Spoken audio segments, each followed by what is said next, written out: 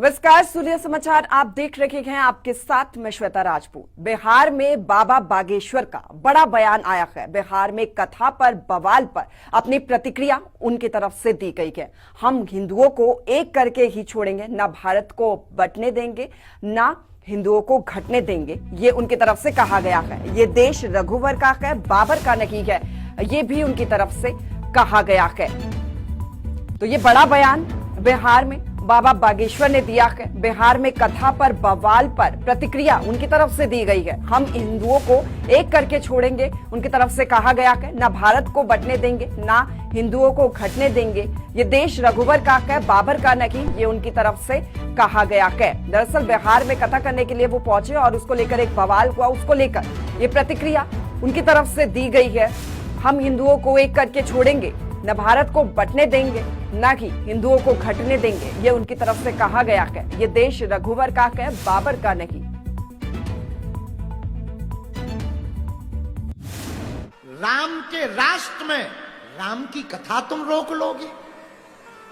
ये राम का देश है, भगवान कृष्ण का देश है। हमारे तन में जब तक प्राण रहेंगे तब तक हम हिंदुओं के लिए जिएंगे और हिंदुओं के लिए मरेंगे।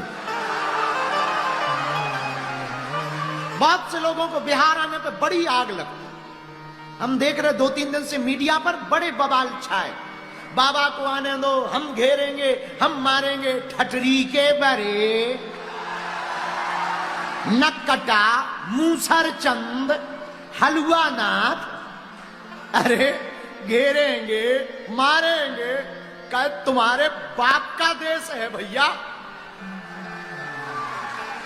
ये देश रानी लक्ष्मीबाई का है। ये देश बाबर का नहीं, रघुवर का है। ये देश मेरे माई बाप, ये देश राम का है, ये देश कृष्ण का है, ये देश संतों का है, सुभाष चंद्र बोस का है। मेरे प्रियजनों, बिहार हमारा है और हम जब तक जिएंगे तब तक आएंगे। तो जो भी हमारी बात को सुनते हैं या बिहार आने से जिनको कष्ट है, हम पहली बात तो ये कहेंगे कि आप बहुत रोटी खाया करो, पेट फुल भरो।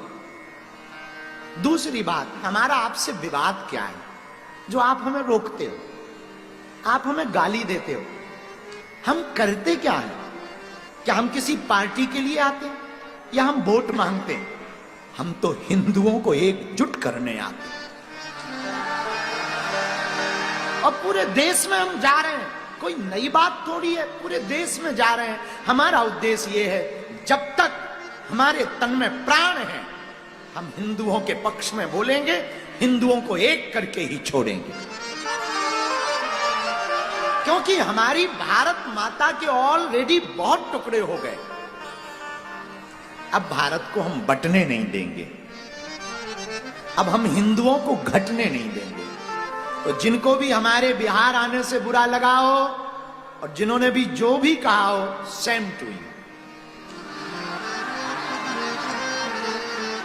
और आज से 5 दिन तक हम अभी यहां कथा करेंगे।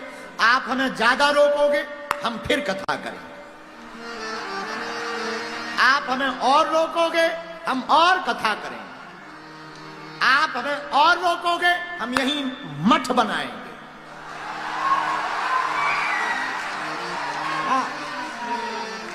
और आप हमें फिर रोकोगे, हम यहां मकान बनाएंगे। और आप अगर हमें फिर रोकोगे, मरेंगे, तो फिर बिहार में जन्म लेंगे। लो बताओ। इसीलिए भैया हम हमेशा बोलते हैं, छेड़ोगे तो हम छोड़ेंगे नहीं। हम आपका बुरा, किसी का बुरा करने नहीं आए। हम कथा करने आए, अपने पागलों से मिलने आए। 5 दिन यहीं मिलेंगे और 5 दिन खूब झूम झूम के गीत गाएंगे। और हाँ पागलो, आप तारीख को दिव्य दरबार भी लगाएंगे। हारे हारे हारे।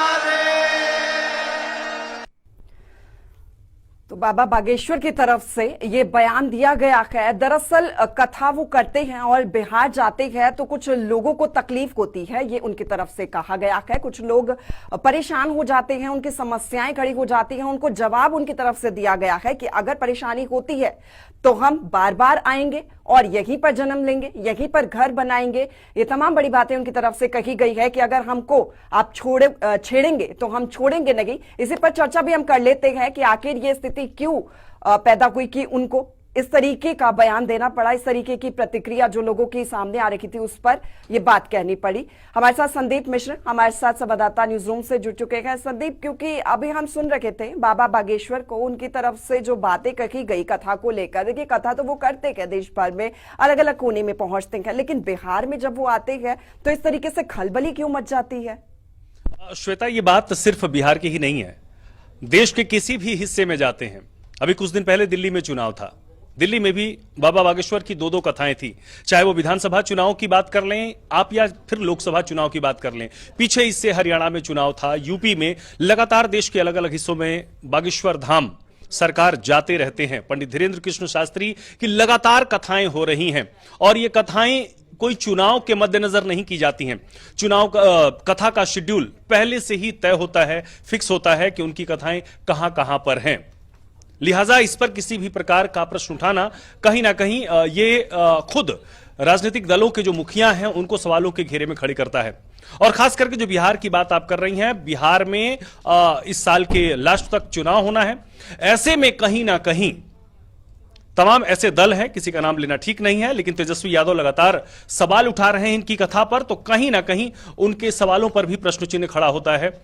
अब चुनाव की वजह से या हिंदू एक हो रहे हैं, हिंदू संगठित हो रहे हैं, इसकी वजह से कथा कीर्तन ना हो, भजन सत्संग ना हो, तो ये पूरी बातें कहीं ना कहीं निराधार नजर आती है। आपको याद होगा, पिछले साल की बात कर लेते हैं। पिछले साल के लास्ट में ही पंडित धीरेन्द्र कृष्ण शास्त्री हिंदू एकता यात्रा करते हैं, दतिया तक करते हैं, बागेश्वर धाम पीठ से पैदल यात्रा करते हैं, जिसमें छोटे छोटे गांव में जाते हैं, सड़कों पर रुकते हैं, वहीं पर भोजन करते हैं आम लोगों के साथ मिलकर।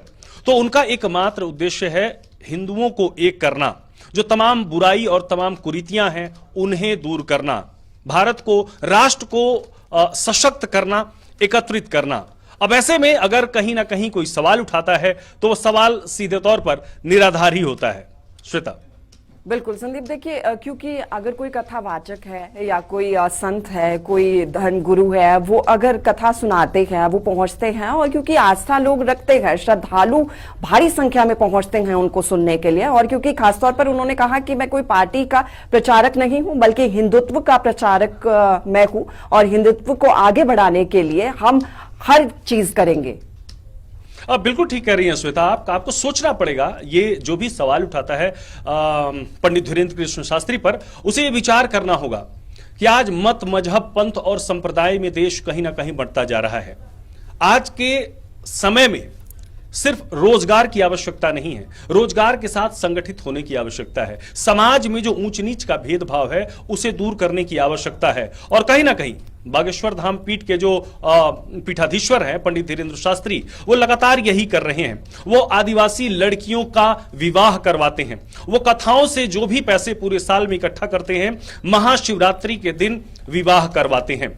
अभी आपको याद होगा, अभी जो महाशिवरात्रि बीती है, 251 कन्याओं का वो अपने पीठ पर, बागेश्वर धाम पीठ पर विवाह करवाते हैं।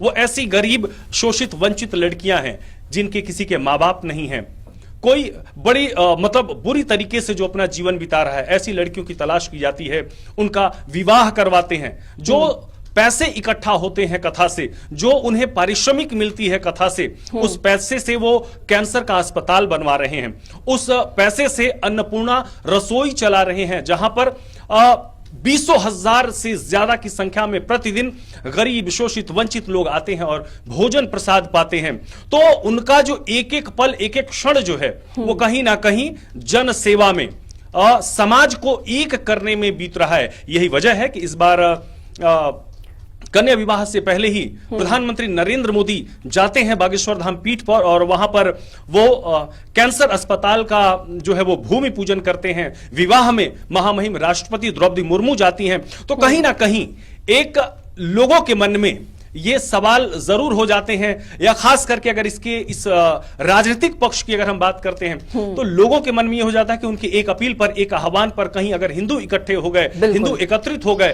तो इससे उनके वोट बैंक का नुकसान हो सकता है। श्वेता, बिल्कुल, देखिए धर्म है, आस्था है और लोगों की श्रद्धा है, जो लोग पहुंचते हैं और भारी संख्या में हम जब भी देखते हैं जहां पर भी वो जाते हैं, लोगों की एक भीड़ देखने को मिलती है और लोगों में एक उत्साह भी होता है। और कहीं ना कहीं देखिए अब इसको राजनीति से जोड़ना बेहद ही गलत भी है, क्योंकि आप लोगों की आस्था से भी खेल रखे हैं। अगर राजनेता इस तरीके के बयान देंगे तो देखिए लोगों के मन भी आहत होंगे इससे। अब बिल्कुल ठीक कह रही हैं। अगर आप बिहार की ही बात कर लें श्वेता, बिहार में भी पंडित धीरेन्द्र कृष्ण शास्त्री जी की कथा चल रही है। क्यों ऐसा हो रहा है कि सिर्फ बीजेपी के जो नेता हैं, स्थानीय नेता हैं, वो मंच पर जा रहे हैं? उन्होंने तो किसी को रोक नहीं लगाई है। बिल्कुल, तेजस्वी यादव भी वहां पर जाएं, तेज प्रताप यादव भी वहां पर जाएं, अन्य जो दलों के लोग हैं, कांग्रेस भी वहां पर जाए, किसी को तो कहीं किसी प्रकार से रोक नहीं है। तो कहीं ना कहीं वो अपने सवाल प्रश्न चिन्ह खुद लगाते हैं कि उनकी मंशा क्या है, उनकी विचारधारा क्या है और वो समाज में क्या फैलाना चाहते हैं। लिहाजा कथा तो रोकी नहीं जा सकती है। जैसा कि अभी हम जो बाइट चला रहे थे पंडित धीरेन्द्र कृष्ण शास्त्री का, उसमें उन्होंने खुद स्पष्ट तौर पर कहा है कि उनका जितना विरोध होगा वो उतनी कथा करेंगे, वो उतना ही आश्रम बनाएंगे, उतना ही मठ बनाएंगे और हिंदुओं को जागृत करने के लिए वो लगातार उतना ही परिश्रम करेंगे। वो तो कथा का मंच है, धर्म का मंच है। और धर्म कहते हैं कि धारयति इति धर्म, जो धर्म को धारण करे वही धर्म है। आप भी जाएं उस मंच पर जाएं और वहां पे जो है कथा सत्संग श्रवण कर लाभ प्राप्त करें। तो इसमें किसी भी प्रकार की राजनीति यकीनन नहीं होनी चाहिए। और एक बड़ा सवाल यहां पर श्वेता ये भी है कि लोग इस बात को भी नहीं पचा पाते हैं कि एक 27 साल का युवा गरीबी और मुफलसी से निकलकर आज जिस मकाम पर है, देश दुनिया सामने दंडवत हो रही है, नतमस्तक हो रही है, तो कहीं ना कहीं लोगों के मन में इस बात का भी दर्द साफ तौर पर नजर आता है कि तमाम उम्र बिता देने के बाद भी जो सफलता, जो ऊंचाई, जो कामयाबी हासिल लोगों को नहीं हो पाती है, वो इस 27 साल का युवा किस प्रकार से पा जा रहा है। तो कहीं ना कहीं ये भी दर्द है लोगों के मन में, लेकिन इससे उन्हें फर्क नहीं पड़ता है। वो अपने बड़े बेबाक अंदाज में अपनी बातों को कह देते हैं, वो मन में कोई बात नहीं रखते हैं, जो कि साफ तौर पर उनकी इस बात से नजर आ रहा है। श्वेता, बिल्कुल संदीप, देखिए क्योंकि मैं भी सुन रही थी आरजेडी के जो विधायक है चंद्रशेखर, उनकी तरफ से कहा गया कि बाबा बागेश्वर जो है उनको जेल में डाल देना चाहिए। संविधान के खिलाफ वो इस तरीके के बयान देते हैं, लेकिन संविधान तो ये भी कहता है कि आप धर्म को राजनीति से नहीं जोड़ सकते। बिल्कुल दुरुस्त कह रही हैं आप, उनको जेल में डालने की बात की जा रही है। सवाल यह है कि किस बात पर? बिल्कुल, संविधान ही हमें स्वतंत्रता की जो आजादी हमें देता है, वही स्वतंत्रता जो है बोलने की आजादी पंडित धीरेन्द्र कृष्ण शास्त्री को भी देता है। और वो ऐसा क्या गलत कर रहे हैं? समाज को संगठित करने की बात कर रहे हैं, हिंदुओं को एकत्रित करने की बात कर रहे हैं। और जब हिंदू की बात आती है, इसकी जो परिभाषा की गई है, परिभाषा है कि हिंदू क्या है? एक जीवन पद्धति है, एक जीवन शैली है। आप जब इस देश से बाहर कहीं जाते हैं तो आप कहते हैं हिंदुस्तानी हैं, भारतीय हैं। तो उसी बात का वो निरंतर प्रचार प्रसार कर रहे हैं, चाहे वो बिहार में जाएं, चाहे वो देश के किसी अन्य हिस्से में जाएं, चाहे किसी आदिवासी इलाके में जाएं।